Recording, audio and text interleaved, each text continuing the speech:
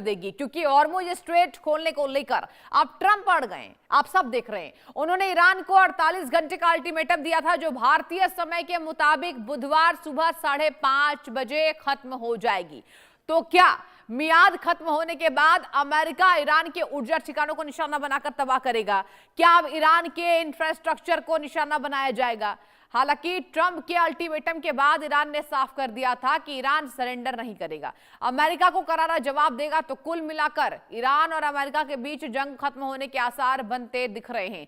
Trump ने मंगलवार को ईरान के लिए पावर प्लांट डे और ब्रिज डे घोषित कर दिया है। इसके साथ ही ट्रंप आज एक प्रेस कॉन्फ्रेंस भी करने वाले हैं। ऐसे में अब आगे क्या होगा, इसी मुद्दे पर हम खास मेहमानों के साथ चर्चा विशेष करेंगे कि आखिर ये जो अल्टीमेटम है, ये जो अल्टीमेटम जब पूरा होगा तो अब ट्रंप आगे क्या कर सकते हैं, उनकी चाल क्या हो सकती है। अब ऐसे में देखिए, आपको बताना जरूरी हो जाता है कि आखिर दोनों देशों के बीच कितनी ज्यादा ताकतें हैं। अगर बात की जाए ईरान की, बात की जाए अमेरिका इजराइल की, तो ये जो अल्टीमेटम है इसको ईरान कैसे ले रहा है, ये भी आपको जानकारी देना अहम हो जाता है। बता दें आपको, ग्राफिक्स के माध्यम से समझाते हैं कि आखिर क्या है ट्रंप का अल्टीमेटम। हॉर्मुज स्ट्रेट खोलने की धमकी दी है। जी हाँ, ये पूरी दुनिया जानती है। ईरान को 48 घंटे का वक्त दिया गया था कि आप स्ट्रेट ऑफ हॉर्मुज खोल दीजिए, बात नहीं मानने पर बना देंगे नरक, और कहा था पागलों यहां पर हॉर्मुज का रास्ता खोलो। अब ईरान का सब कुछ उड़ा देने की धमकी दी गई है राष्ट्रपति ट्रंप के द्वारा। बता दें आपको, ईरान के तेल पर भी कब्जा करने की धमकी दी थी।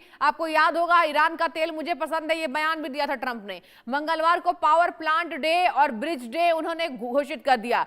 अब ईरान ने अल्टीमेटम को मूर्खतापूर्ण बता दिया। देखिए, ये ईरान की ताकत है, मूर्खतापूर्ण बता दिया ट्रंप के यहां पर दावे को। और अमेरिका हमला करता है तो करारा जवाब मिलेगा, ये पूरी दुनिया देख रही है कि ईरान रिटेलिएट कर रहा है। अब ऐसे में देखिए, तमाम ये सवाल तैयार है कि आखिर ईरान का क्या होगा, क्योंकि ट्रंप की धमकी से ना ईरान डर रहा है, ना ईरान झुक रहा है, और ना ईरान सरेंडर कर रहा है। और चलिए अब चर्चा की शुरुआत करेंगे। हमारे साथ इस पैनल में captain Shyam Kumar, defence expert है, जुड़ चुके हैं। सर गुड मॉर्निंग आपको। और सबसे पहला सवाल कैप्टन सर आपसे, ये जो अल्टीमेटम है सर, अब ईरान तो कह रहा है ये मूर्खतापूर्ण है, हमें कोई फर्क नहीं पड़ता है, ईरान की ताकत भी पूरी दुनिया देख रही है, ऐसे में ट्रंप का क्या होगा?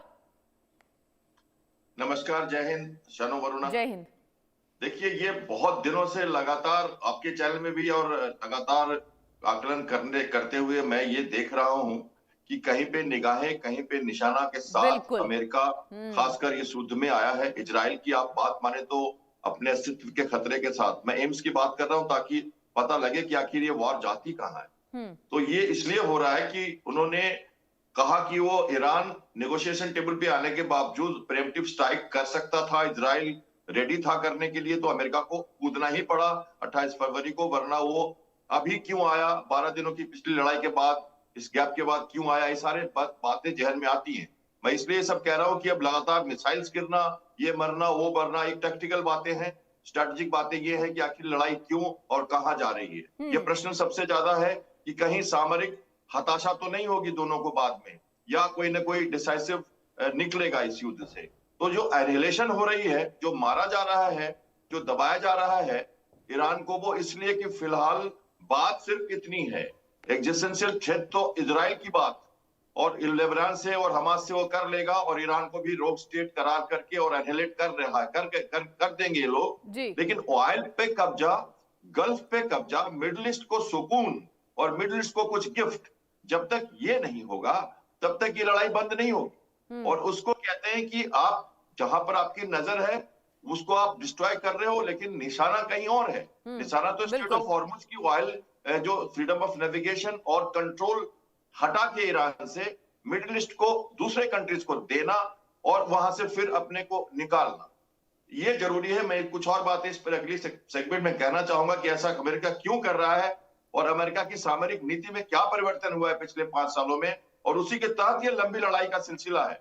इसलिए छोटी छोटी बातें जब ट्रंप करते हैं तो उनको जोड़ के एक सीरीज में देखना पड़ेगा।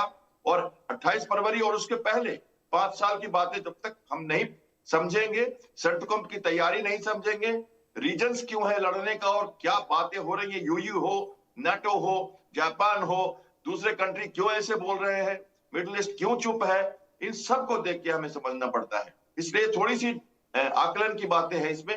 मैं बताऊंगा धीरे धीरे। जी बिल्कुल, लेकिन सर ये भी जानकारी सामने आ रही है कि ये जो अल्टीमेटम है, अब पूरी दुनिया को यही लग रहा है कि ये ट्रंप है। पहले भी अल्टीमेटम दे चुके हैं और पहले भी हमने रिजल्ट देखा जीरो, क्योंकि रिटालिएशन दोनों देशों के बीच में जबरदस्त तरीके से हो रहा है। लेकिन इस अल्टीमेटम को क्या ईरान सीरियस ले, आप क्या समझ रहे हैं? ईरान की जो कैपेबिलिटी है सर, पूरी दुनिया इसको देख रही है किस तरीके से वो अटैक कर रहा है। आज भी उसने साफ कह दिया कि हम नहीं झुकेंगे। ऐसे में ट्रंप, क्या लगता है आपको, जिस तरीके का मिजाज है ट्रंप का, तो वो देख रहे हैं कि ईरान झुकने को तैयार नहीं है, तो क्या बड़ा अटैक हो सकता है आज या कल में? क्योंकि आज 6 अप्रैल है और आज का ही अल्टीमेटम था। पहले तो मैं ये बता दूं कि मैं उस संजय, महाभारत के संजय की जमात में शामिल रहना चाहता हूं जो अभी भी देख रहे हैं युद्ध को और थोड़ा धृतराष्ट्र को समझा भी रहे हैं। तो वहां से मैं कहना चाहता हूं कि ये लड़ाई लंबी चलेगी, क्योंकि जिस हिसाब से अमेरिका यहाँ आया है, जिस हिसाब से गल्फ कंट्रीज चुप बैठे हैं, जिस हिसाब से पूरा विश्व ईरान को कंडेम कर रहा है और गुड बॉय सिंड्रोम के साथ प्रेसिडेंट ट्रम्प अपना काम करते जा रहे हैं, वो लंबे लक्ष्य की तरफ इशारा करता है। और वो ये लक्ष्य है कि ईरान को पूरी तरह से खलीफा बनने की जो उनकी जो वजूद था उसको खत्म कर देना। और मिडिल ईस्ट में लगातार जो गल्फ का पानी में उबाल कई बार आ चुका है और एनर्जी सेक्टर्स को कई बार इफेक्ट कर चुका है ईरान। हम नहीं भूल सकते 14 अप्रैल 1988 को, जब ऑपरेशन अर्स्ट विल के तहत कुवैत के एक टैंकर को अमेरिकन वॉरशिप स्कॉट कर रहा था इसी हॉर्मुज से, और माइन से टकराया, 27 से ज्यादा सेलर जख्मी हुए। बड़ी मुश्किल से वो शिप बचा और उसकी रिवेंज में 18 अप्रैल 98 को 4 दिनों के बाद ऑपरेशन प्राइम मैंटिस लॉन्च किया अमेरिका ने और सारी नेवी के सारे शिप्स को डुबो दिया ईरान के, और उसके बाद इराक ईरान युद्ध बंद हुआ था। तो ये पहली बार नहीं हो रहा। हाँ, अब एक चेंज आया है अमेरिका की पॉलिसी में और वो ये है, इन्वेजन नहीं, इंसर्शन एंड विड्रॉल। तो जब वो कहते हैं 3 हफ्ते के बाद हम यहां से वापस आ जाएंगे, तो बेसिकली अमेरिकन लोगों को अपनी पॉलिसी को दोहरा रहे हैं कि अब हम इन्वेजन नहीं करते कहीं। अफगानिस्तान के बाद से उन्होंने फौजें हटा ली और अब बिल्कुल मोबाइल इंगेजमेंट, वेनेजुला हो या वो हमास की बात करते हैं या वो ग्रीनलैंड की बात करते हैं या यूक्रेनियम को उन्होंने छोड़ दिया हाथ की अपने आप देखो, या स्टेटमेंट की अपना तेल लेके जाओ हॉर्मुज से। ये सब इसी तरह इशारा करता है कि अमेरिका परमानेंट इंगेजमेंट में अब नहीं जाता है कहीं, जहां भी जाएगा काम करेगा और निकलेगा। हालांकि मिडिल ईस्ट में उसकी सेनाएं हैं, बेसेज हैं, पर वो इन्वेजन नहीं करेगा ईरान का, ये मान के चलिए। तो क्या करेगा वो? जुगलर वेन पकड़ेगा, उसका नकेल कसेगा। मैं उसको एक टर्म देता हूं जो डी डे में होगा, जब दिन आएगा, वो अभी नहीं आया है मेरे ख्याल से। तो आपका जो प्रश्न है 48 घंटे वाला, मुझे नहीं लगता कि अभी, ये साइकोलॉजिकल वॉरफेयर है, कई बार वार्निंग दे चुके हैं। लेकिन जब डी डे आएगा तो shackle by miracle, shackle Iran by miracle, और शैकल करने से पहले ईरान को और तोड़ना पड़ेगा। उसकी जो विजिबल थ्रेट्स हैं उसको उसने डिस्ट्रॉय किया है, वो भी बाकी है।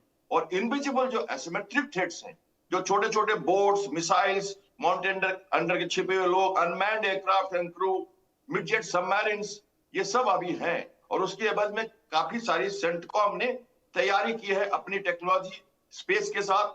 ये सब आपने देखा, एक नमूना उसका, लोग कह रहे थे फेल्यूर, ट्रम्प घुटने पे आ गए। मैंने कहा था एक पायलट को, एक क्रू को ये आराम से निकालेंगे, चाहे इसके लिए कुछ भी हो जाए। ये 2 दिन पहले मैंने क्लियरली कहा था। मैं एक मरीन पायलट हूं और स्पेशल ऑपरेशन का पायलट हूं, मरीन कमांडोज के साथ काम किया मैंने, और एयरक्राफ्ट कैरियर का पायलट हूं। बैटल ग्रुप के साथ मैंने कोऑर्डिनेशन किया जॉइंट ऑपरेशंस में, और बड़े वॉर गेमिंग्स में मैंने ये एक्सपीरियंस गेन किया है मैं over a period of 35 years. तो इस हिसाब से मैं कह रहा हूं कि ये दूसरे तरह का मिरेकल ऑपरेशन, स्पेशल तो होगा ही एयर इन्वेलपमेंट के साथ, और वहां पे वो कब्जा होगा, नकेल कसी जाएगी।